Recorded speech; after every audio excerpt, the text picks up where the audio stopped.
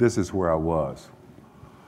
Whew, man, I could stand here and talk about that one picture a long time. I have never stood before anyone and said to them, you must do as I say in order to pursue happiness on your terms. All that I can do is share with you some of the steps that I had to take in getting from where I was to where I wanted to be. Again, I'm asked often, how do you choose between doing what you're passionate about and what's practical? Sometimes you got to do both. That photo, man, that photo became the cover of my first book. The very first time I met Will Smith, he invited me to his home to have dinner to talk about the script. Bring your script, bring any notes that you may have on it.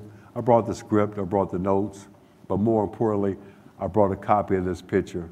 And I said to him, we can talk about this script or we can talk about these two guys. What do you want to do?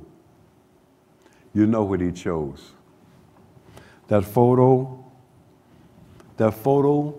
is my son and I sitting on the stairs of the first place we got to live in after a year of living on the streets. Train stations, bus terminals, and yes, public restrooms.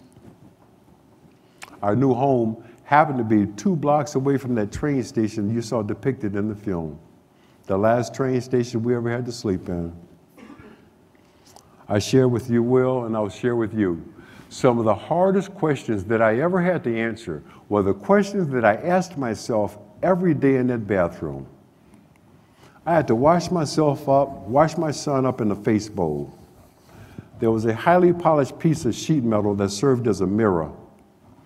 And I had to wash my baby every day, and I'm asking myself these hard questions. Why did this happen? Why did that happen? What's going to happen next?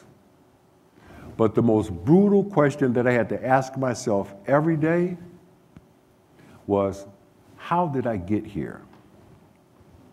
The answer was even more brutal. The answer was, I drove here. I had something to do with the circumstances and situations that had become my life. I drove here. And there was something very empowering about saying that.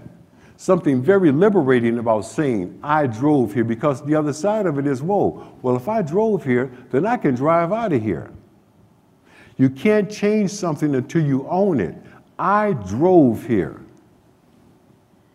I shared that story with my banker not too long ago, and he thought about it for a second, and he says to me, you know what? In business, some of us drove here too. My banker's name is Jamie Dimon.